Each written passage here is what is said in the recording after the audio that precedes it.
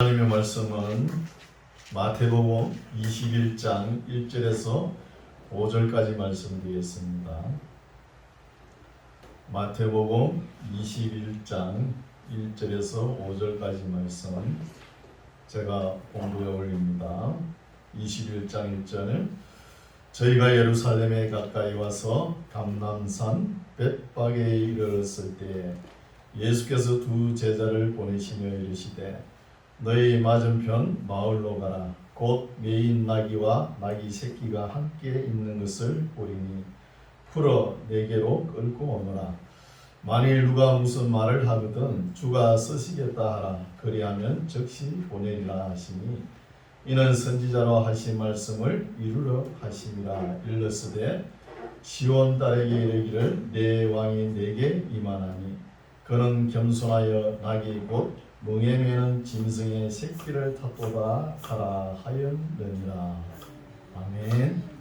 할렐루야. 장마철이니까 날씨가 덥지근하네요. 오늘도 하나님께서 우리를 사랑하셔가지고 만나교회로 불러주신 줄 믿습니다. 하나님 사랑합니다. 하나님 사랑합니다. 감사합니다. 오늘 말씀은 우리가 잘 아는 말씀이죠. 종료주일날 이 말씀을 우리가 종료주일로 지키는 이런 말씀이죠. 그런데 지금 좀 안 맞죠, 그죠?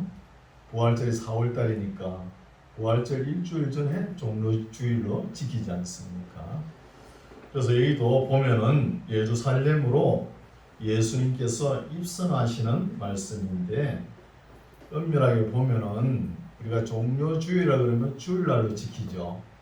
그런데 여기에 요한복음 말씀에 보면은 12장 말씀을 살펴보면은 6월절 엿새 전에 이런 말이 나와요. 그러면은 이 날짜를 따져보면은 아마 월요일 같아요. 월요일. 또 그 이튿날 명절에 이런 말씀도 있어요. 그러니까 우리가 지키는 거 6월절 전에 6월절 우리가 부활절로 지키죠. 부활절 일주일 전에 한 주간 전 주일을 종료주일로 지키지 않습니까? 그래서 요한복음의 복음서를 비춰봤을 때 이 날이 월요일 날이라 맞지 않나 이렇게 봅니다. 월요일 시간을 아무리 따져봐도 마태는 기록할 때 그냥 대충 이렇게 시간관념이 없거든요. 시간관념은 요한이 정확합니다. 요한복음서 보면은 요한이 이런 것을 우리가 염두에 두고 읽으면 되겠죠. 21장 1절 저희가 예루살렘에 가까이 와서 감람산 벳박에 이르렀을 때 여기 벳박이라는 것은 무화과의 집이란 이런 뜻이죠. 벳박에 이르렀을 때 예수께서 두 제자를 보내시며 이르시되 너희 맞은편 마을로 가라. 곧 매인 나귀와 나귀 새끼가 함께 있는 것을 보리니 풀어 내게로 끌고 오너라. 만일 누가 무슨 말을 하거든 주가 쓰시겠다 하라. 그리하면 즉시 보내리라 하시니 이런 말씀도 우리가 새겨드려야겠죠. 우리 예수님께서 물론 쓰시겠다 하면 나귀 새끼든 뭐든 안 드리겠습니까? 그러나 아무 우리 예수님께서 계획도 없이 이렇게 말씀하셨을까요? 그리고 또 이런 말씀을 하나님의 말씀을 우리나라에는 교회는 이 신비한 쪽으로 생각하는 거예요. 뭐이든지 주께서 쓰시겠다 하면 신비한 쪽으로 해가지고 다 아무거나 가져오면 된다 이렇게 생각하는 거예요. 그래 갖다 붙이는 거예요. 우리 예수님은 어때요? 인격적인 분입니다. 미리 사전에 벳박에서 그죠? 나귀 새끼를 타고 예루살렘에 입성할 것이니까 미리 이야기를 했을 거예요. 그렇게 받아들이면 됩니다. 쓰시겠다 하라. 그리하면 즉시 보내리라 하시니 이는 선지자로 하신 말씀을 이루려 하심이라. 일렀으되 시온 딸에게 이르기를 내 왕이 내게 임하나니 그는 겸손하여 낙이 곧 멍에 매는 짐승의 새끼를 탔도다 하라는 거예요. 여기서 주된 단어가 겸손이죠. 겸손이라는 단어입니다. 여기에 포커스가 맞춰지죠. 그래서 우리가 세상 임금도 보면 어때요? 오늘날 대통령이 취임식 한다 그러면 어때요? 앞에 경비원들이 성경차가 경찰차들이 앞에 가이드 역할을 하죠. 하고 대통령이 타는 차는 어때요? 벤츠에다가 방탄 유리에다가 그렇게 하지 않습니까? 그죠? 대통령이 마티즈를 타고 청와대에 들어갔다 이러면 얼마나 아름답겠습니까? 그러지 못하잖아요. 그죠? 우리나라에도 역대 대통령 장로님들이 두 분 대통령 하셨죠. 그리스도인이 이런 모습을 보여주지 못했다는 거예요. 얼마나 아름답겠습니까? 그래서 우리 예수님은 겸손한 자세로 오셨다는 거예요. 온유하고 또 가난하게. 가난하니까 또 겸손하죠. 그래서 세계적으로 봐도 참 대통령을 존경할 분이 그리 많지가 않아요. 미국 대통령 보면 링컨 대통령, 그분은 참 존경받을 만하죠. 그분의 하루는 아침에 자기 신발 구두를 신는데 자기 손으로 이 구두끈을 맸대요. 그러니까 거기에 그 참모들이 아니 대통령께서 신발끈을 묶다니 안 된다 이거예요. 그리고 링컨 대통령 한 번에 아니 내 신발과 내 끈 매는데 누가 뭐라 하냐고. 아주 멋있는 모습이죠. 겸손하다. 또 한 분 있어요. 태국의 그 방콕 있죠. 방콕 시장. 이 사람은 그리스도인이 아니에요. 불교인인데도 그렇게 아주 근면하게 살았어요. 방콕 시장 잠룡이라는 사람인데 이 사람은 시장하는 그 기간 동안 시장이 받는 월급 있잖아요. 이걸 갖다 전부 다 가난한 사람에게 나눠 쓰는 거예요. 그럼 자기 생활을 어떻게 하냐 하면 자기 부인이 국수 장사여가지고 그 생활을 유지하는 거예요. 그럼 참 그 아름다운 모습이잖아요. 그래서 자기에게 조금 많은 권력의 위치에 올라갔다 해가지고 군림하고 억압하고 그런 거 보기 안 좋지요. 우리 하나님 그러지 말라는 거예요. 그러지 말라는 뜻으로 우리 예수님께서 겸손한 자세로 온유한 자세로 나귀 새끼를 타고 온 거예요. 그 아무 볼품 없잖아요. 나귀 새끼. 누가 봐도 그렇죠. 또 따르는 사람은 어때요? 어린아이들, 가난한 자들, 사회적으로 뭐 아무 포함이 없는 사람들, 이런 사람들이 따라오는 거예요. 그래서 5절 시온 딸에게 이르기를 내 왕이 내게 임하나니 그는 겸손하여 낙이 곧 멍에 매는 짐승의 새끼를 탔도다 하라 하였느니라. 제자들이 가서 예수의 명하신 대로 하여 나귀와 나귀 새끼를 끌고 가서 자기들의 겉옷을 그 위에 얹으매 예수께서 그 위에 타시니 무리의 대부분은 그 겉옷을 길에 펴며 다른 이는 나무 가지를 펴 길에 펴고 앞에서 가고 뒤에서 따르는 무리가 소리질러 가로되 호산나 다윗의 자손이여 찬송하리로다. 주의 이름으로 오시는 이여 가장 높은 곳에서 호산나 하더라. 종려나무 가지를 꺾어놓고 또 그 위에 옷을 벗어가지고 어린아이부터 가난한 자 이런 사람들이 호산나 다윗의 자손이여 찬송하리로다 하면서 예수님을 따르는 거예요. 그래서 예수님께서 그때 나귀 새끼를 탔는데 이게 길이 들었나 이런 생각이 들어요. 나귀 새끼가 길이 안 들면 멍에를 멜 그런 새끼인데 길이 안 들면 어떡하겠어요. 예수님께서 나귀를 탔다 해도 그게 막 껑충껑충 뛸 거 아닙니까? 길이 안 들어가지고 떨어질 수 있잖아요. 그리고 또 우리 예수님은 너무 겸손하셔가지고 이 두 다리를 한데 모으고 여성들이 타는 모습 있죠? 그렇게 아마 나귀 새끼를 타고 오신 것 같아요. 겸손한 모습으로. 앞에서 가고 뒤에서 따르는 무리가 소리 질러 가로되 호산나 다윗의 자손이여 찬송하리로다.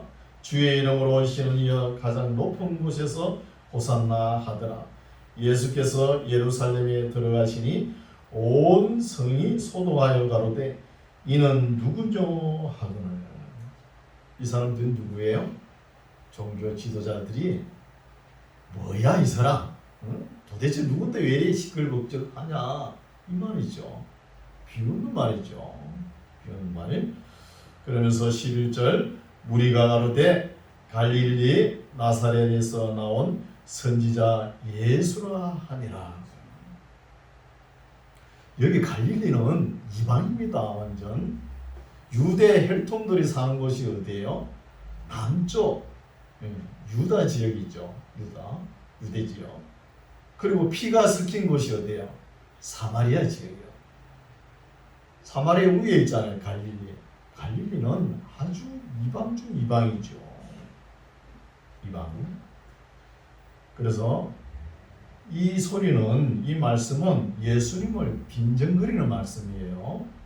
우리가 오늘날도 교회에 가면 무슨 하나님께 기도할 때, 병을 낫게 해달라고 기도할 때 나사렛 예수 이름으로 기도해야 된다, 낫는다 이렇게 또 말하는 사람이 있어요.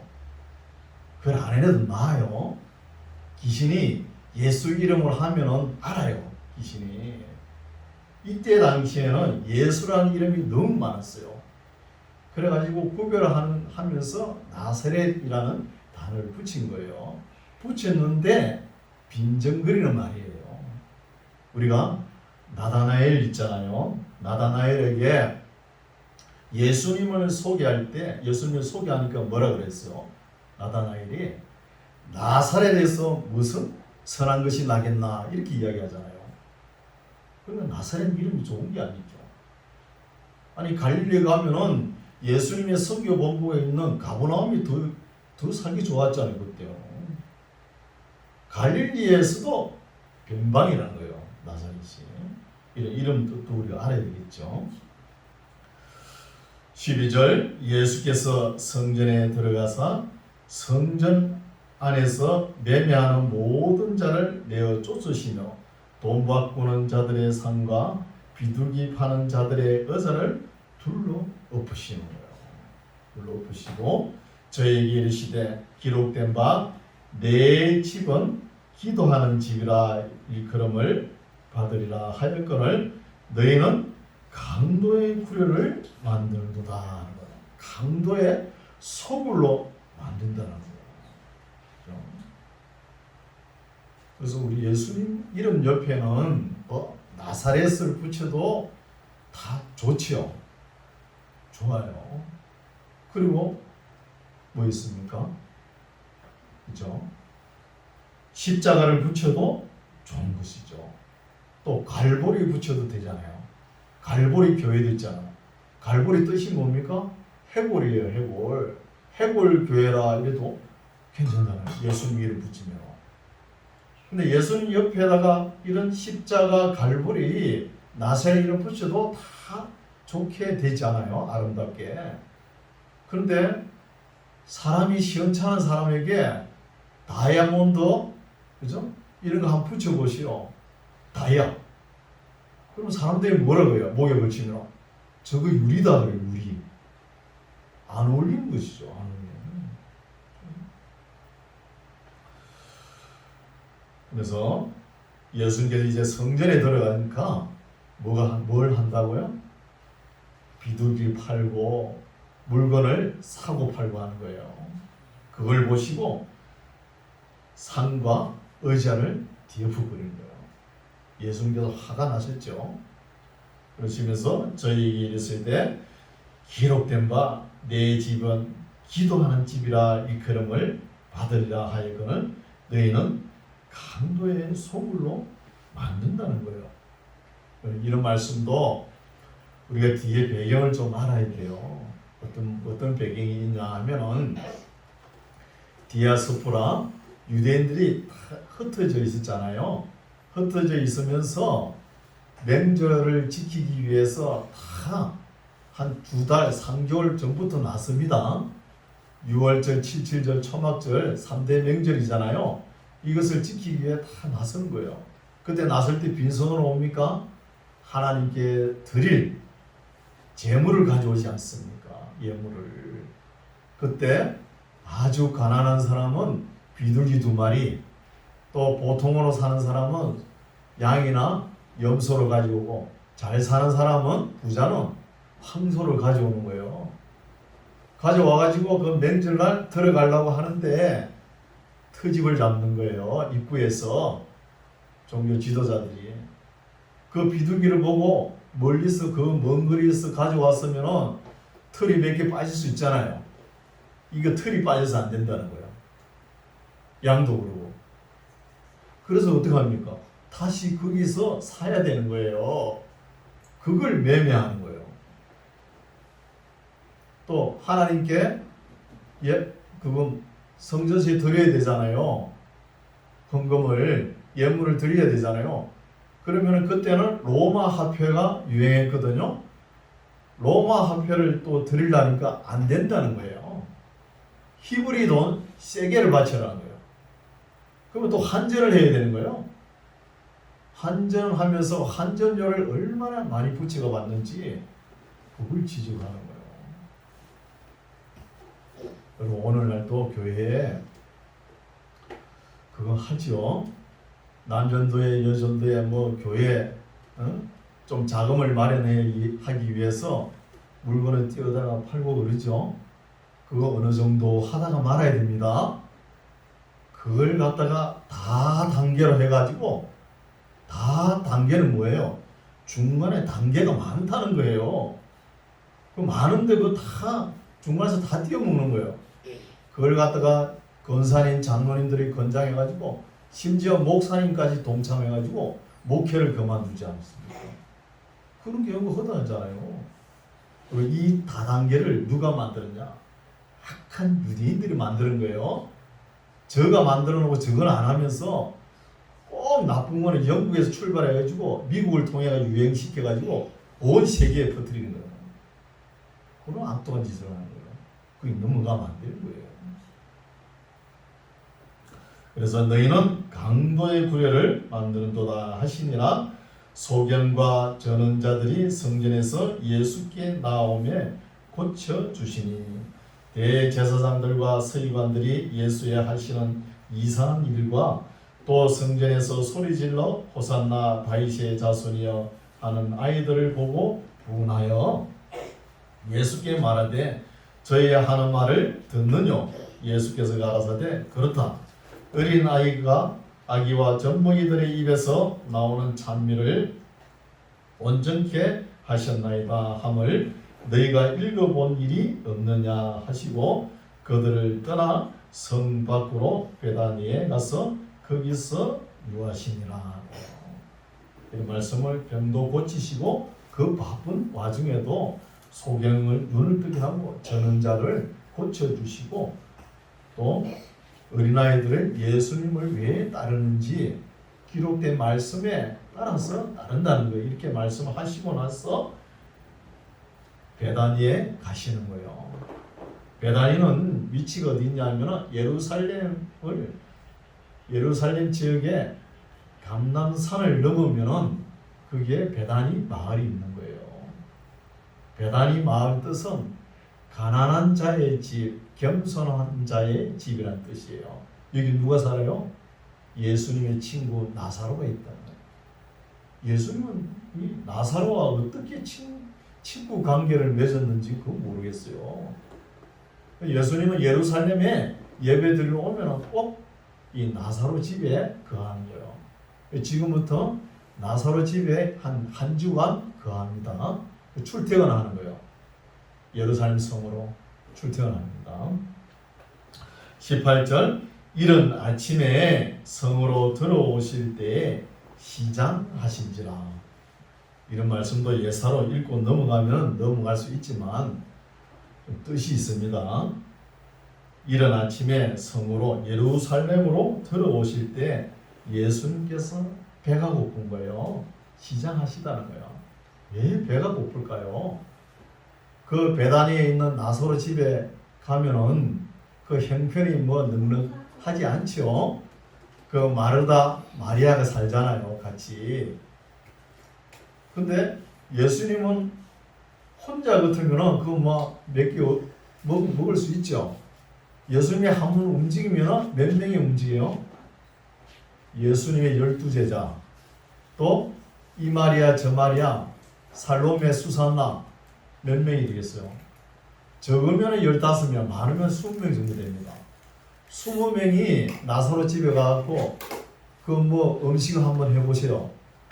그 제대로 돌아가 있습니까? 그렇잖아요.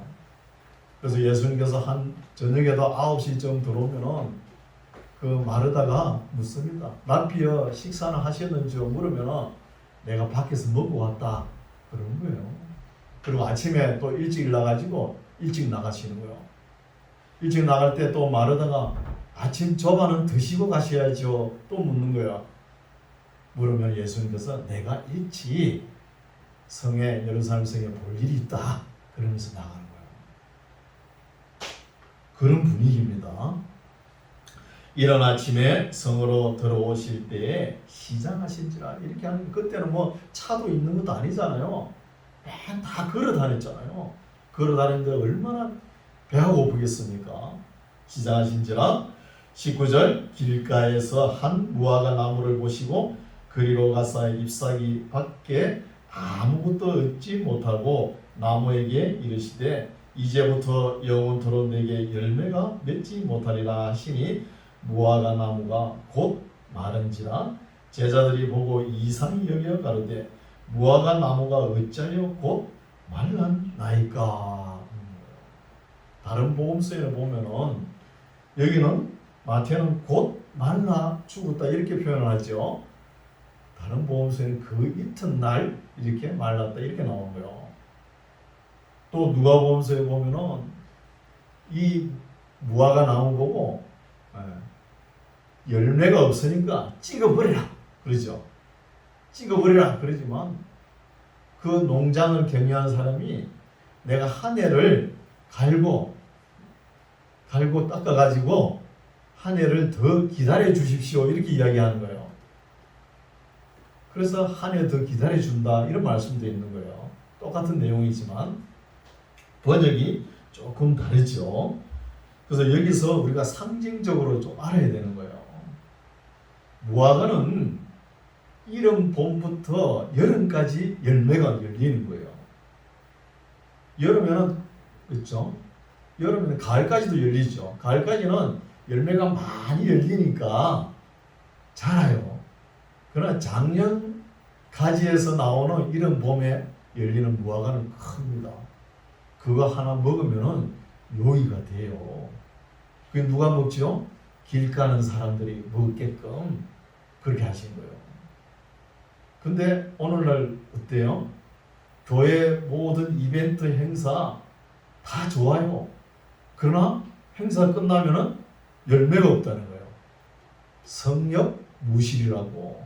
잎은 무성한데 열매가 없다. 이런 말씀을 지적한 거예요. 그래서 이스라엘 나라를 세계 중심 교통 요지에 딱 심어놨잖아요.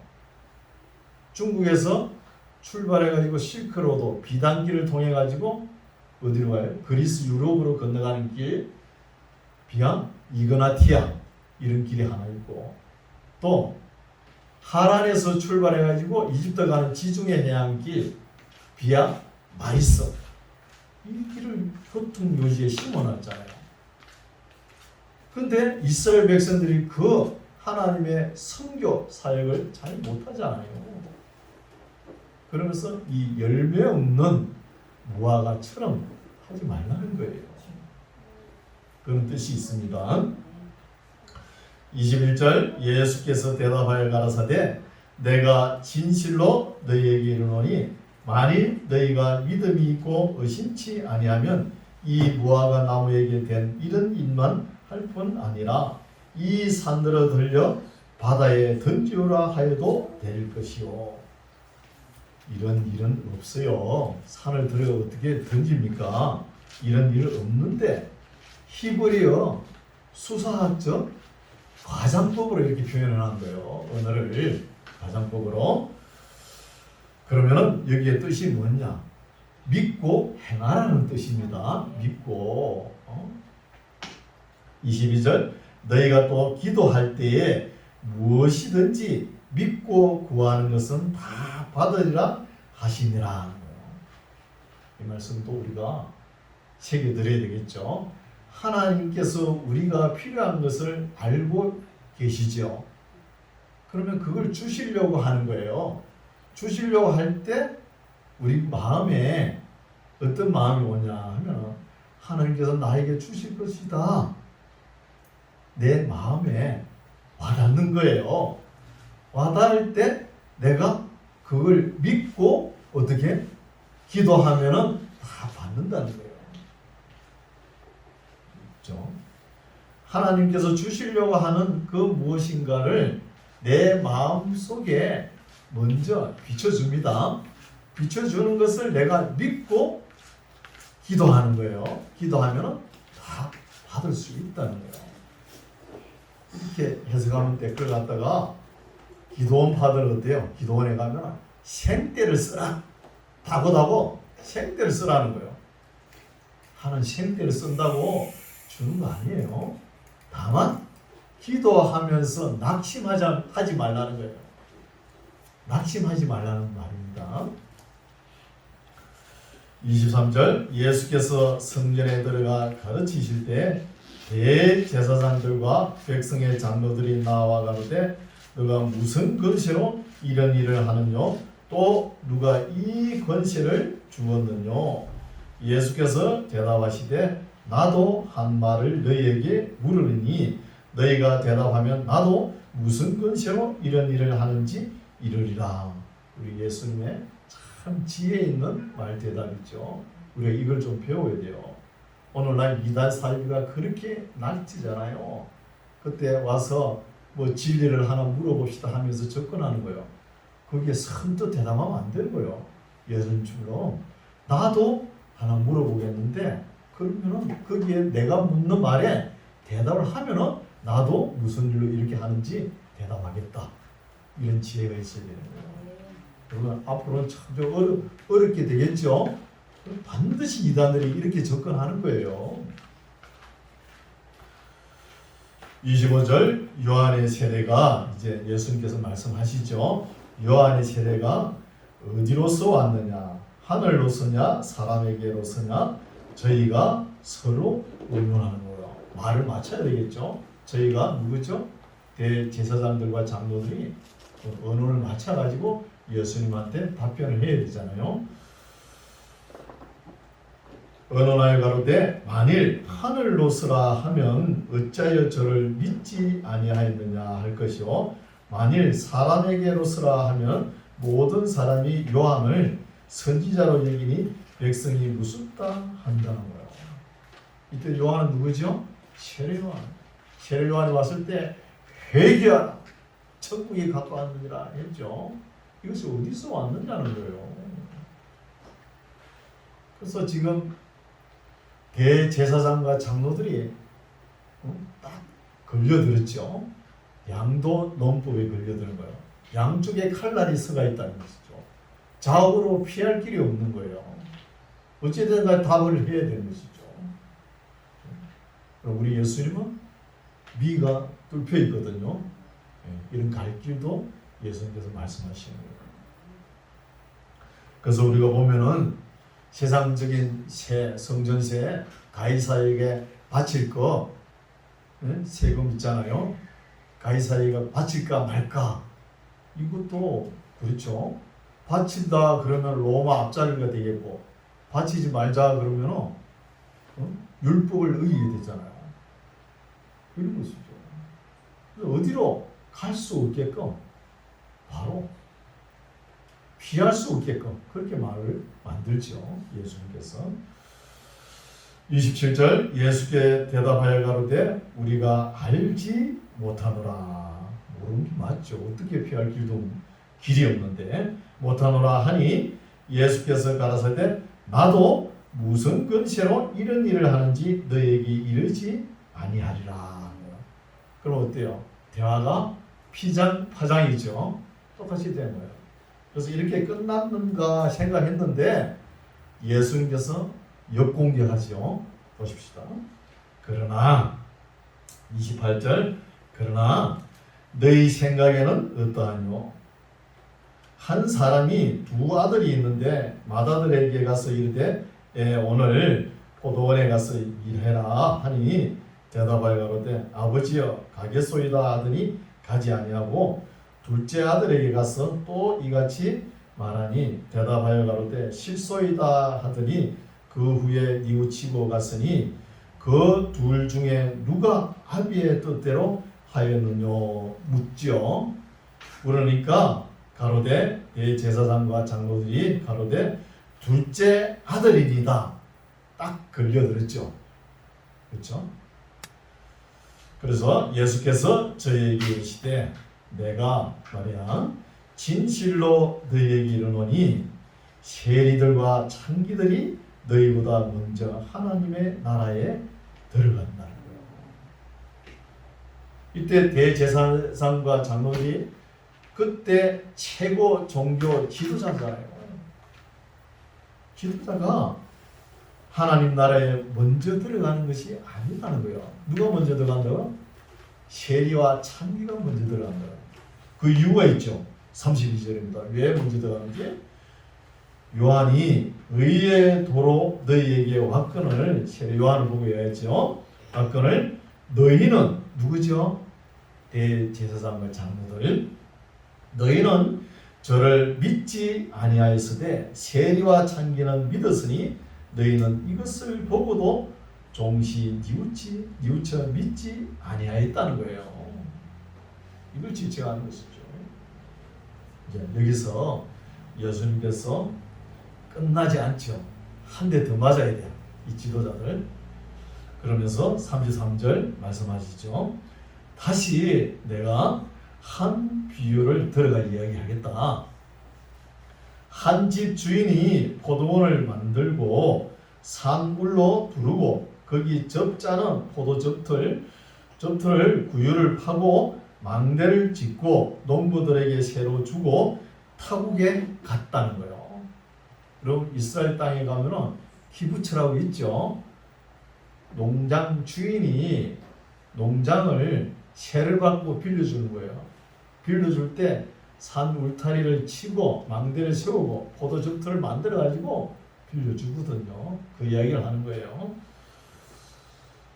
34절 실과 때 이제 거둘 때에 그렇죠? 가을 거제할 때가 가까움에 그 실과를 받으려고 자기 농장 주인이 자기 종들을 농부들에게 보내니 농부들이 종들을 잡아 하나는 심히 때리고 하나는 죽이고 하나는 돌로 쳤건을 다시 다른 종들을 처음보다 많이 보내니 저희에게도 그렇게 하였는지라.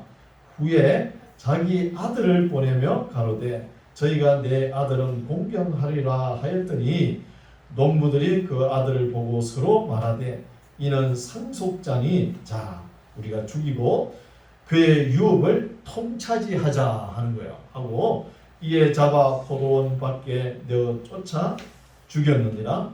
그러면 포도원 주인이 올 때에 이 농부들을 어떻게 하겠느냐. 그러니까 저희가 말하되 이 악한 자들을 진멸하고 포도원은 제때의 실과를 바칠 만한 다른 농부들에게 새로 줄지니다. 두 번 걸려들었죠. 그렇죠? 이렇게 이야기합니다. 42절 예수께서 가라사대 너희가 성경에 건축자들의 버린 돌이 모퉁이의 머릿돌이 되었나니 이것은 주로 말미암아 된 것이요 우리 눈에 기이하도다 함을 읽어본 일이 없느냐고요. 건축자들이 버린 우리, 그죠?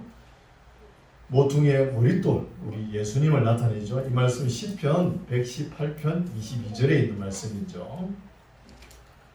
없느냐? 43절, 그러므로 내가 너희에게 이르노니 하나님의 나라를 너희는 빼앗기고 그 나라의 열매 맺는 백성이 받으리라. 이 말씀이 중요하죠. 이 말씀 하기 위해서 포도원 농부의 비유와 그 앞에 두 아들의 비유를 들었다는 거예요. 왜 이런 비유를 들었냐 하면은 유대인들은 어떤 생각을 가지고 있냐면 우리가 아브라함과 이삭과 야곱의 자손이기 때문에 하나님의 은혜는 우리만 받아야 된다 이런 생각을 가지고 있는 거예요. 그러나 우리 예수님은 그게 아니죠. 너희들이 받아야 될 것은 맞는데 너희들이 그걸 받지를 않으려고 하니까 그 떡이 어디로 갔냐? 이방인들에게 넘어갔다는 거예요. 그래서 하나님의 은혜는 유대인이나 헬라인이나 차별이 없다는 거예요. 헬라인은 뭐 이방인이잖아요. 차별이 없는 거예요. 아직도 유대인들이 이걸 모르는 거예요. 이방인들이라 그러면 그 지옥의 땔감용으로만 생각하는 거예요. 유대인들이 그렇게 생각하고 있어요. 그래서 하나님의 은혜는 유대인이나 헬라인이나 차별이 없는 것입니다. 차별이 없고 하나님의 나라를 너희는 빼앗기고 종교 지도자들 보고 이야기하지요. 그 나라에 열매 맺는 백성이 하나님 나라를 받는다는 거예요. 받으리라. 44절 이 돌 위에 떨어지는 자는 깨어지겠고 이 돌이 앞에 나온 그렇죠? 건축자의 버린 머릿돌을 이야기하는 거예요. 누구죠? 예수님을 나타냅니다. 우리 사람은 예수님에게 탁 부닥치면은 탁 깨어져야 됩니다. 깨어져야 되는 거. 그거 안 깨어지려고 요리조리 피하는 사람 있죠. 교회도 목사님이 딱 벼르고 있다가 저 성도나 집사람이 들어오면은 내가 이런 말을 해야 되겠다 딱 벼르고 있으면 그날 교회 안 나와요. 안 나온다니까요. 그게 뺀돌 해가지고 피해가는 거예요. 은혜 안 받으려고 안 깨어지려고 그런 사람이 있어요. 여러분 예수님 곁에 가면은 우리가 다 깨어지게 돼 있습니다. 깨어지라고 앞에 비유를 했잖아요. 아들 둘 이야기하고 포도원 그렇죠? 주인 이야기하고 쭉 이야기를 이끌어왔잖아요. 만약에 예수님 앞에 탁 부딪혀가지고 안 깨어진 사람은 어떻게 되냐? 뒤에 나오죠. 이 돌 위에 떨어지는 자는 누구죠? 예수님 머릿돌은 예수님에게 떨어지는 자는 깨어지겠고 이 돌이 사람 위에 떨어지면 저를 가루로 만들어 흩어버린다는 거예요. 이 말은 무슨 말이에요? 나중에 우리 예수님께서 심판주로 오셔가지고 심판하면은 가루로 만들어 흩어버린다는 거예요. 깨어지든지 그렇죠? 죽든지 둘 중에 하나라는 거죠. 그러면은 우리가 깨어지고 거듭나는 게 좋죠. 거듭나야 되는 거예요. 이렇게 자아가 안 깨진 사람 성경 인물 있죠? 야곱이잖아요. 야곱이 요셉을 만나가지고 애굽 바로왕 앞에 가죠. 가니까 바로왕이 보니까 야곱의 몰골을 보니까 형편없는 거야. 얼마나 얼굴이 쭈글방태게 됐는지 형편이 없는 거예요. 그래서 바로왕이 묻는 거예요. 야곱 보고 그대의 연세가 몇이냐고 묻는 거예요. 야곱이 대답하죠. 나의 나그네 길 130년입니다. 그 누구 책임이요? 그 험난한 세월 본인 책임입니다. 야곱은 절대 타협이라는 게 없잖아요.